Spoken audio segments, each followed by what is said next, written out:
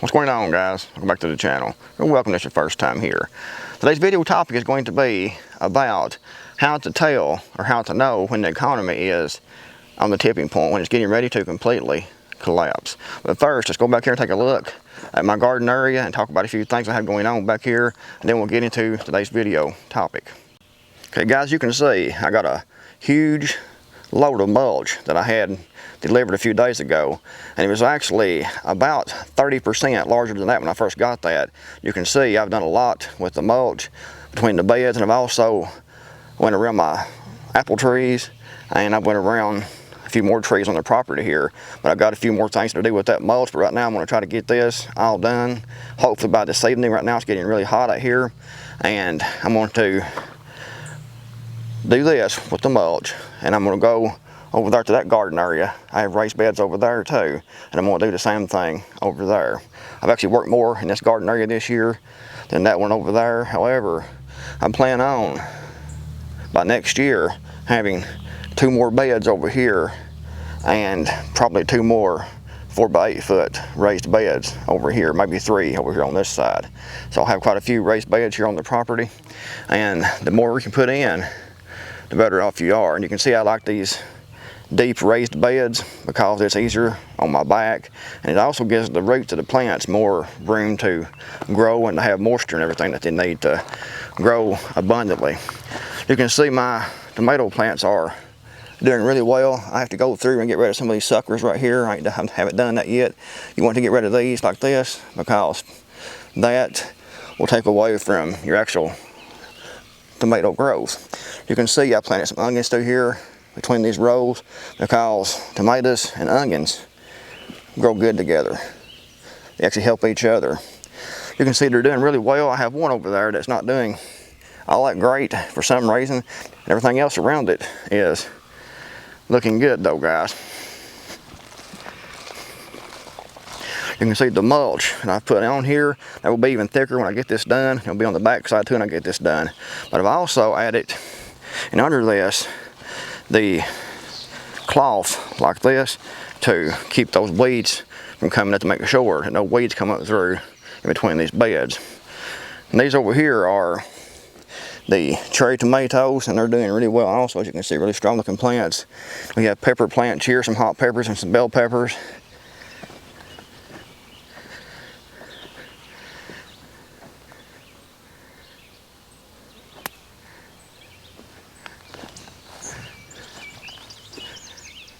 You can see over here, I had planted some crookneck squash over here.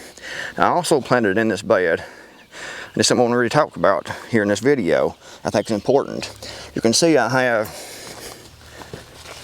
some beans coming up in different places. I planted beans all through here, and it's been about 2 weeks since I planted those. And you can see some are coming up in a few different locations in this bed.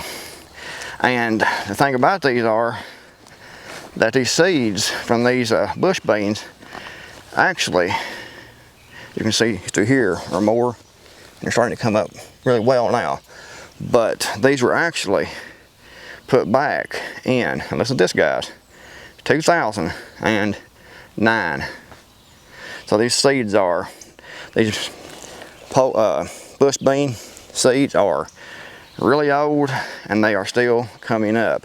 I'm not sure the germination rate. However, of course, it's going to be lower than it would be if they were a year old. But these were put back in Mylar bags in 2009. And you can see some are still coming up. I want to plant these just for a test to see how well they would do and if they would actually come up, because since those were the oldest seeds that I had.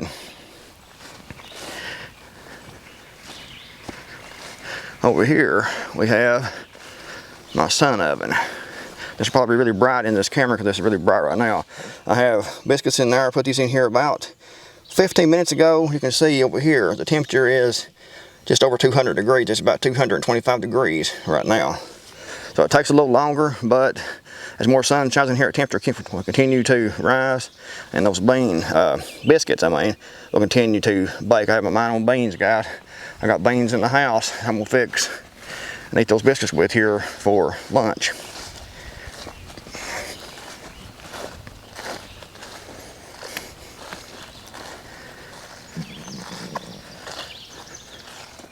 Okay, now let's get on with today's video topic.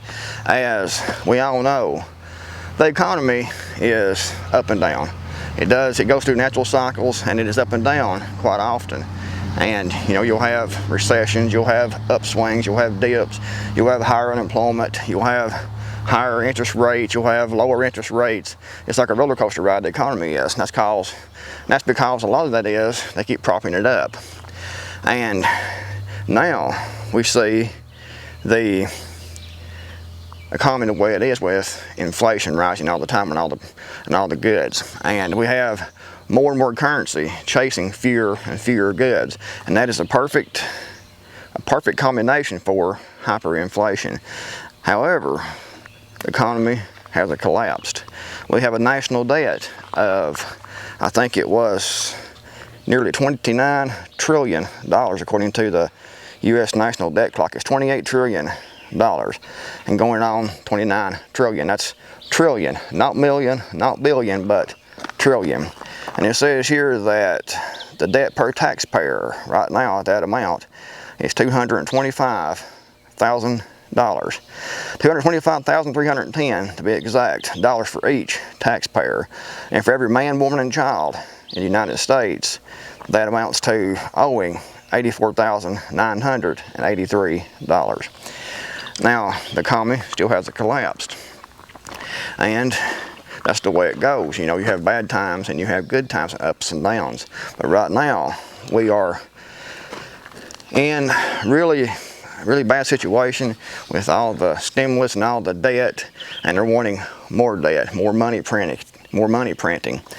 And the way to tell when the economy is on its last leg and getting ready to completely collapse is when the people lose faith in their currency. And how do you know when people have lost faith in that currency? When they start making bank runs. When you see huge numbers of people going to the banks to withdraw their money from those banks, then you will know that the economy is standing on that one leg and it's really dizzy, and that Muay Thai fighter is getting ready to do a massive roundhouse kick to that leg, and choop, it's going to go out. And when you see people lining up at the banks, you see those bank runs happening, and you see the banks closing down, the banks locking up, the accounts, the ATM machines stop working, then you know at that point that we've reached a point of no return in the economy. We've reached a point of no return now. However, it could go on for another 3, 4, 6 months before it completely collapses. As long as people keep faith in the value of the dollar, then the economy can keep going along. We'll have inflation. We might even have massive inflation. However, people still has faith that that dollar, that currency, that fiat currency, is worth something. Then the economy will keep going.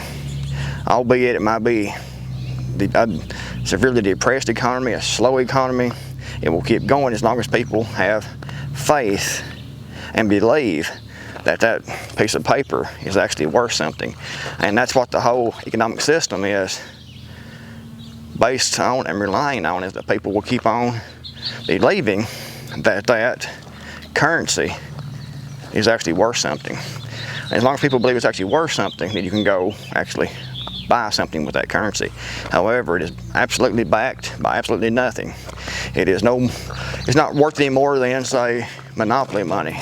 And that's hard for people to grasp, but that's all it is. It is a piece of paper with the belief and the faith of the people that that piece of paper is actually worth something.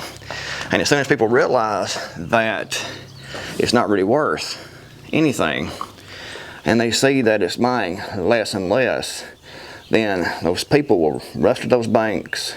They will demand to withdraw their money because they will want to spend that money as quickly as possible to turn that paper currency that is absolutely worthless into something tangible, something that's actually worth something like property, like preps, like ammunition, like whatever, anything, to get rid of that currency because they know that the currency is crashing and they've lost all faith in that currency. So guys, when you see people lining up at the banks to withdraw that money from the bank that they haven't put in those accounts, and you see those banks closing, you see those ATM machines stop working, then you know that the economy is completely gone. It's standing on one leg and it's getting ready to be kicked out from under the foundation. And then you'll know that the economy is gone. However, you need to prep and get ready before that point. I cannot give financial advice because I'm not a financial advisor. So take everything I say about finances with a grain of salt. But if it were me, and I had a lot of currency in the bank and savings accounts in different types of accounts in the bank, then I would go now, if it was me.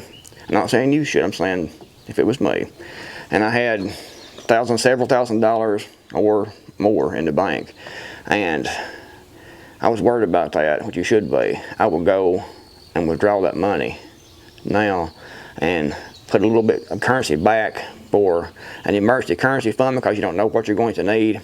However, I would take that money and use that to actually buy something that was actually worth something that would actually hold value, you know, like gold, silver, ammunition, property, firearms hold their value quite well, firearms, magazines, parts, tools for your post-collapse career choice, you know, welders, torches, hand tools, saws, chainsaws, extra chains, different things you might need to survive with and keep on going in the next black market type of economy. But anyway, guys, if you enjoyed the video, found it useful, give it a big thumbs up. Also, guys, be sure to check out my book on Amazon.com. You can also get the book at Barnes & Noble. Most people go to Amazon still yet to shop. Just go on Amazon, put in MD Creekmore, my book will show up. Or you can also go down in the description box below this video and click on the link, which will take you to my book on Amazon. Or you can go to my website and click through one of the links on my website at mdcreekmore.com. By the way, that website has a wealth of information that covers a lot of different survival topics: food storage, water, medical, homesteading, defense, firearms, wilderness survival, bugging out. Everything is included on that website of mine. Again, mdcreekmore.com. Check it out, it's totally free. Thanks guys for watching. Give the video a big thumbs up like I said. I'll see you guys next video, hopefully.